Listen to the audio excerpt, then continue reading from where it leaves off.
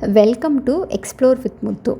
இன்றைக்கி நம்ம ஒரு கல்யாண வீட்டில் செய்யக்கூடிய மஷ்ரூம் பிரியாணி ரொம்ப கம்மியான பொருள் வச்சு ரொம்ப குவிக்காக ரொம்ப டேஸ்டியாக எப்படி செய்கிறதுன்னு பார்க்கலாம். இன்றைக்கி நம்ம செய்கிற அளவு ஒரு 1/2 கிலோ அரிசி வச்சு செய்ய போகிறோம்.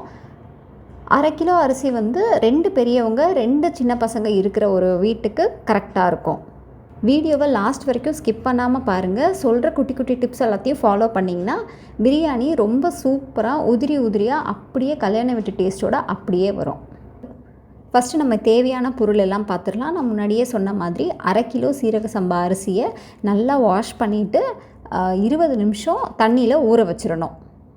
கடலெண்ணெய் எடுத்துக்கோங்க. கடலெண்ணெய் யூஸ் பண்ணும்போது தான் உங்களுக்கு கரெக்டான அந்த கல்யாண பிரியாணி டேஸ்ட்டு வர்றதுக்கு காரணமே இந்த கடலெண்ணெய் தான்.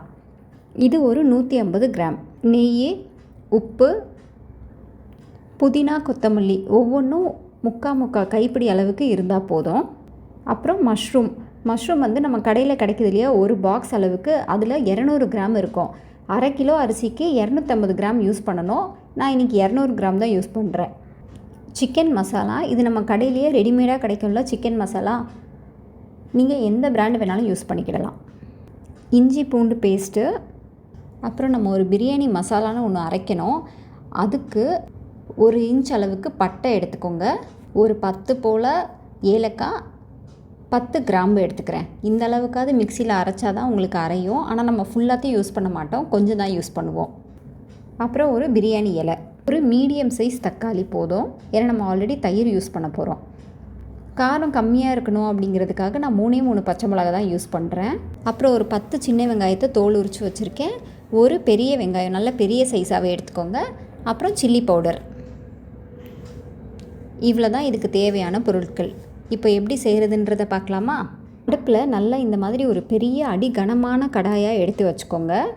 அது காயவும் அதில் நான் முன்னாடியே சொன்ன மாதிரி கடலெண்ணெய் மட்டும்தான் யூஸ் பண்ணுறேன். 150 கிராம் கடலெண்ணெய்.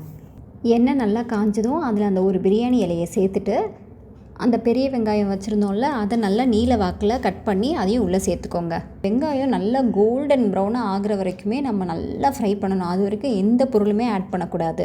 அப்போ தான் உங்களுக்கு பிரியாணியோட கலர், அந்த ஒரிஜினல் கலரே கிடைக்கும். ஸோ இந்த ஸ்டேஜ் வரைக்கும் அந்த பெரிய வெங்காயம் நல்லா வதங்கணும் இந்த ப்ரௌன் கலரில். இதுக்கப்புறமா சின்ன வெங்காயம் வச்சுருந்தோம்ல அதை நல்லா இடித்து சேர்த்துக்கோங்க. ஒரு 2 நிமிஷம் வதங்கினதுக்கப்புறமா நம்ம வச்சுருக்கிற பச்சை மிளகாயை சேர்த்துக்கிறோம். அடுத்ததாக புதினாவை மட்டும் சேர்க்குறோம். கொத்தமல்லியை முதலையே சேர்க்கக்கூடாது. வெறும் புதினாவை மட்டும் முதலையே சேர்த்து நல்லா கொஞ்சம் அந்த வெங்காயத்தோடு நல்லா ஃப்ரை பண்ணிடுறோம். அடுத்ததாக இஞ்சி பூண்டு பேஸ்ட்டு நல்லா இந்த மாதிரி ஒரு பெரிய டீஸ்பூனில் 1.5 டீஸ்பூன் அளவுக்கு இஞ்சி பூண்டு பேஸ்ட்டு சேர்த்துக்கிறேன். அதை இடையில நல்லாவே கிண்டி விட்டுக்கிட்டே இருங்க, இல்லைனா வெங்காயம் நல்லா பிளாக் ஆகிறதுக்கும் வாய்ப்பு இருக்குது. இப்போது இஞ்சி பூண்டு பேஸ்ட்டோட பச்சை வாடெல்லாம் போனதுக்கப்புறமா ஒரு மீடியம் சைஸ் தக்காளி வச்சுருந்தோம்ல அதை நல்லா கட் பண்ணி உள்ளே சேர்த்துக்கோங்க. தக்காளியும் கொஞ்சம் நல்லா வதங்கினதுக்கப்புறமா தயிர் 2 டீஸ்பூன் அளவுக்கு தயிரை உள்ளே சேர்த்துக்கோங்க. நல்லா 2 மினிட்ஸ் நல்லா கிண்டி விட்டதுக்கப்புறமா இந்த ஸ்டேஜில் தான் நம்ம கொத்தமல்லியை ஆட் பண்ணுறோம். கொத்தமல்லியை சேர்த்ததுக்கப்புறமா சில்லி பவுடர், இந்த குட்டியோண்டு டீஸ்பூன் ஒன்று இருக்கு இல்லையா, இதில் நான் மொத்தத்துக்கே ஒரே ஒரு டீஸ்பூன் தான் சில்லி பவுடர் சேர்க்குறேன். அடுத்ததாக நம்ம பட்டை, கிராம்பு, ஏலக்காயை நம்ம தனியாக எடுத்து வச்சுருந்தோம்ல அதை அப்படியே நல்லா மிக்சியில் உங்களால் எவ்வளோ பவுட்ரு ஆக்க முடியுமோ பவுட்ரு ஆக்கிடுங்க. அதுலேயும் ஒரே ஒரு டீஸ்பூன் நம்ம சேர்க்குறோம். இப்போது சிக்கன் மசாலா எந்த பிராண்டாக இருந்தாலும் பரவாயில்ல, 1 டீஸ்பூன். ஸோ இந்த 3 மசாலாவுமே ஒரே அளவில் தான் சேர்க்குறோம், இந்த 1 டீஸ்பூன் அளவுக்கு.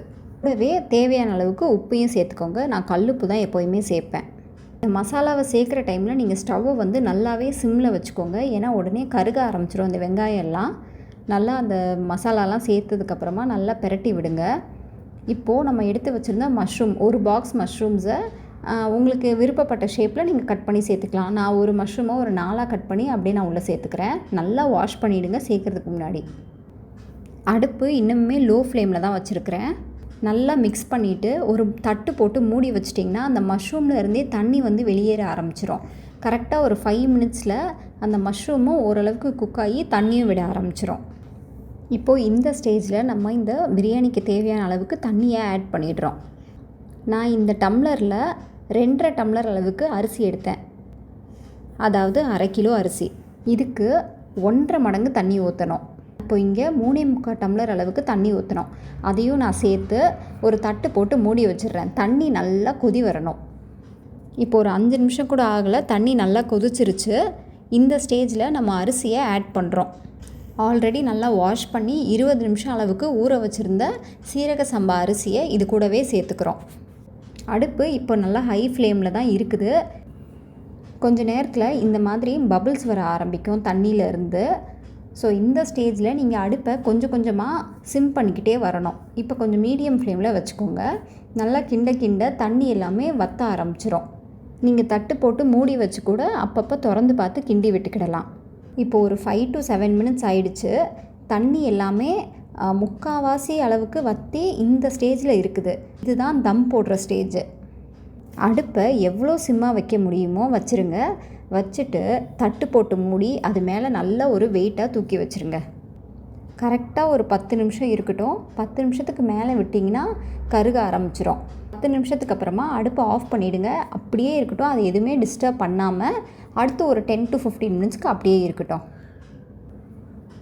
இப்போது கரெக்டாக ஒரு 15 மினிட்ஸ் ஆகிடுச்சு.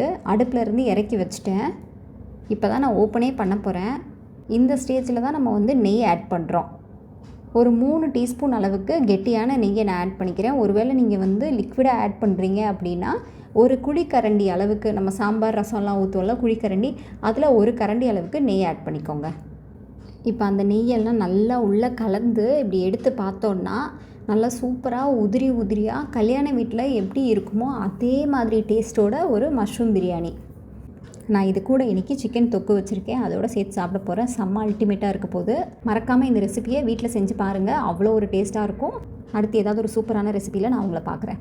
மறக்காமல் நம்ம சேனலுக்கு ஒரு லைக், ஷேர் அண்ட் சப்ஸ்கிரைபும் பண்ணிடுங்க. தேங்க்யூ.